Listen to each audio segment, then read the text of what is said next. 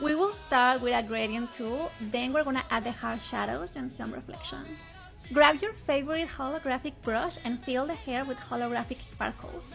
Then let's contour the hair and use a gradient to smooth both colors together. Remember to set the layer to multiply and to fade the skin neck with the hair. Then let's keep adding more reflections using the lasso fill tool. After adding the reflections, let's fade them using the blend tool and contour the reflections using a small airbrush set in overlay. Let's keep giving more shape to the hair using a smaller and darker brush. To give a rainbow effect, use the gradient tool in yellow, then pink, then purple, then blue. Remember to set the rainbow effect layer and multiply. Now we're going to use the tone curve tool to make the colors even sharper and brighter. Now we're going to add the lighter reflections. Remember to be rough, don't be afraid. Keep fading the next skin with the hair and let's add some glitter to give it that glassy rainbow look. Let's go straight to the point. First choose the background color, add a plain color to your OC, choose the lining, where it's coming, and then add your plain main shadows, paint it in all your character like that pretty well, choose a dark color for them. Fade them a little bit, add the main colors.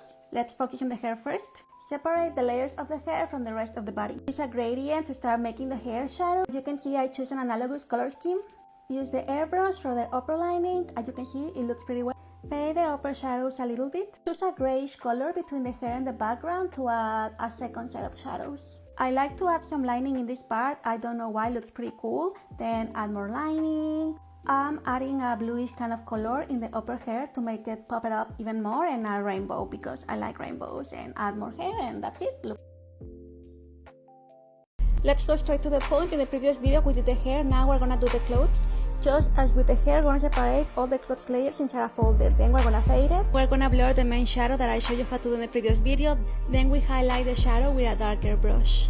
In this part the clothes needed more movement, so I used the liquify filter. We start adding more shadows with the same darker brush and also highlight them. Use a lighter brush to highlight where the clothes move and the top of the wrinkles. Remember that some lining also reflects in the shadow.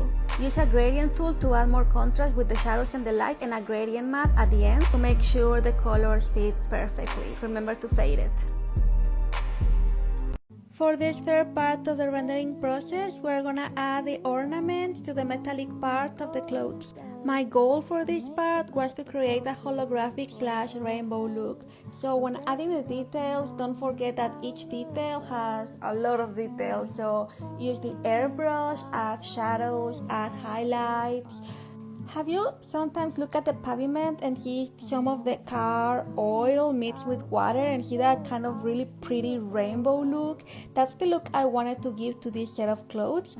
For that, I was very rough with my brush strokes and I mixed a lot of colors, mainly blues, purples and pinks, a little bit of gold. I also used the liquify filter for the clothes and it ended up looking kind of as I wanted. Of course, I keep adding more shadows to make it look more real, and look, it looks so pretty. I love it. Start in grayscale just to do a very rough sketch of the drawing and add the main shadows. Then I add the main plain color and continue giving more depth to the shadows. As you can see, I leave the line art for later. I do not start with the line art. And I keep giving details to the skin, modeling. It's kind of like modeling with 3D or with clay, where you keep adding until you get a result that you like. Will you believe me if I tell you that 3 months ago I didn't know how to render? Like, I saw hundreds upon thousands of tutorials and non-tutorial helped me. The only thing that helped me is this method I have where I'm modeling and keep adding and adding until I'm happy, and this is the result. Start with really rough shapes and little by little mold them into the forms you want to accomplish. If you're a beginner, try to use achromatic colors because that's going to help you to improve the depth of your art. Sometimes leaving the line art at last is better when learning how to render. I stole this AI art from Pinterest and used it as my reference for my art study. Even though I tried to replicate the art to learn more about the lining and the composition, you can still see the slight difference between the AI art and my art. Divide the hair as if you're peeling an orange or a banana, not that banana LOL. Secondly, remember to play with the color contrast of the hair. You don't want your hair to look bland and boring like how the food you make tastes like. When rendering semi-realistic skin, I start by adding rough shadows. After I soften them using the blend tool. Remember that skin tones have more than one color. Don't be afraid to experiment with pinks, purples, or even greens. We'll start with an analogous color scheme. As you can see in this color wheel, even the brownish skin tones do not go further from the middle red or the middle blue. As I do with all my render art, I start with simple geometric figures and little by little I add details and the line art. What I mean when I say adding details is like I start with simple shadows. And then I give shape to those shadows to the part of the face that I wish. Although the skin looks brown here, the real colors I'm using are burgundy and very dark purples. Because we are dealing with a blue background with blue lightning, we have to implement color theory. And it means that even when we are dealing with warm skin tones, we have to use cold colors and give them an illusion to be warm. When drawing ethereal glossy cherry lips, remember that the closer the lips are from the mouth, the more red they would be. The most important thing is the glow. Don't be afraid. Don't fade it. Make it shine like a diamond.